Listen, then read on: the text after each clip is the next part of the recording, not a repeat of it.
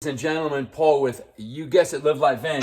Here we are building our solar array. We have panels up on the roof. Hopefully we're going to generate close to 900 watts. We have our auxiliary alternator coming in, and we have our lovely Lithionics 555 amp hour battery with a separate BMS battery management system.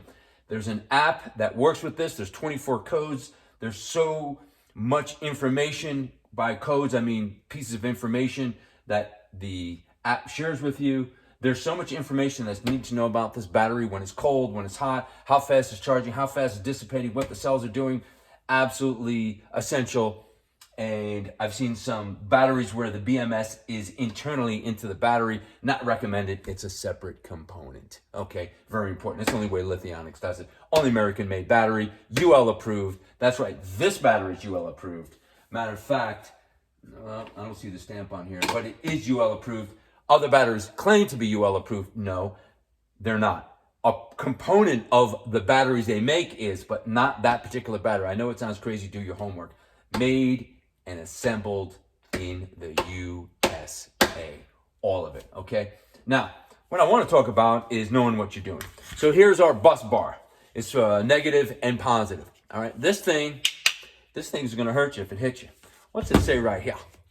It says 600. It's rated at 600 amps. I've seen some distribution bars that people are using. It looks like it's a tin can. That's not going to work, man. This thing is steel. This is a chunk of steel right here. This isn't hollow. This is a chunk of steel, man. This is what you got to do.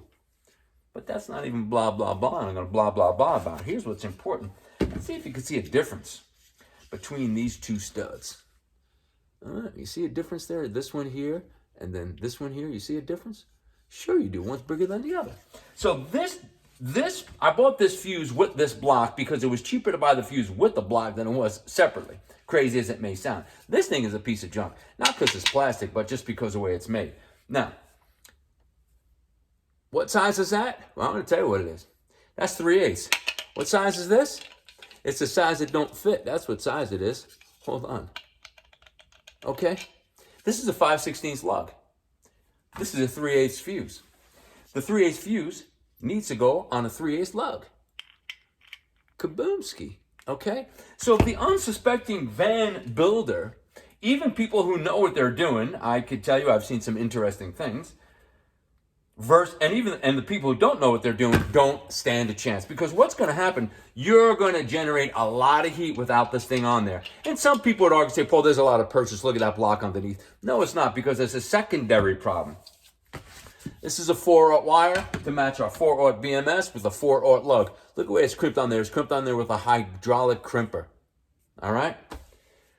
That wire gets purchased all the way around, which means it's touching on the lug in every possible piece of the wire. What about that?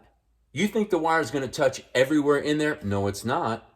It's not. When you tighten this thing down, it's going to press into it like this, and you are not going to get the same purchase as you are with this lug. That's why this thing's a piece of junk. A, and B, the fuse don't fit right.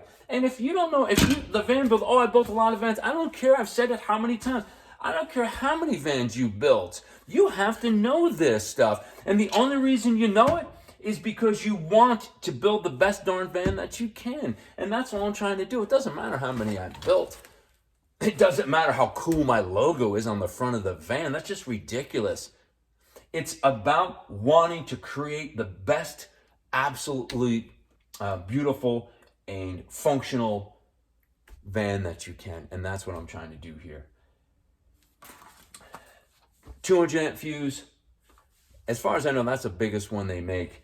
I would love to get a resettable fuse versus this thing, but I've never seen, you can maybe source it, but this is 400, this is 200, so that's why we use this.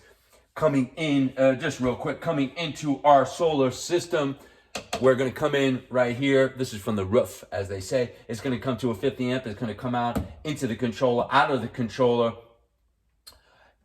through another 80 amp fuse on the way back out, which is going to be mounted here. And these are resettable. And this is going to flow into our distribution block. We have our 3,000 watt inverter. They're pretty big. And I can't speak the importance of mounting this stuff on right. You're going down the road, you're out there adventuring in your all-wheel drive vehicle going along. Hey, is this thing really made to be bouncing up and down? I don't know. I really don't. Was it built for the van world? No, I don't think so. It's built for what it's built for. So you better make sure you have this thing on tight, because this is its intended use. If I had to guess, when I see pictures of these from the manufacturer, they have them lined up in an array, which means it's in a home. It's not in a van. Now, this is what everybody's using, but my point is, make sure you get this thing on there great. Here's our 3/4 inch plywood. It's not just any plywood. It's a 11 layer built up plywood. That's a whole nother story to talk about that. It's mounted on there. We have our 5/16 rib nuts. I didn't use. Don't you dare ask me if I used a self-tapping screw to hold this on. This thing probably weighs about, I don't know, 30 pounds or so, 40 pounds. So we have this thing rib nutted, this piece of wood rib nutted, and we've dropped this onto this piece of wood. So trying to do everything right. Here's a little tray I built last time. Kind of ran out of room, but this is going to give us enough jack to get everything we need on here. And again, just loving the system. Like I said, hopefully we're going to generate probably over 900 watts with this thing, with our auxiliary alternator, bringing in 240 amps an hour, even though it's rated at 280. We absolutely love it. Looking forward to it. And any questions, as always, Paul with, you guess it, Merry Christmas, Happy Thanksgiving, and also let's not forget about Hanukkah. Happy Hanukkah. Give us a call. We'd love to chat with you. As always, peace out, Paul.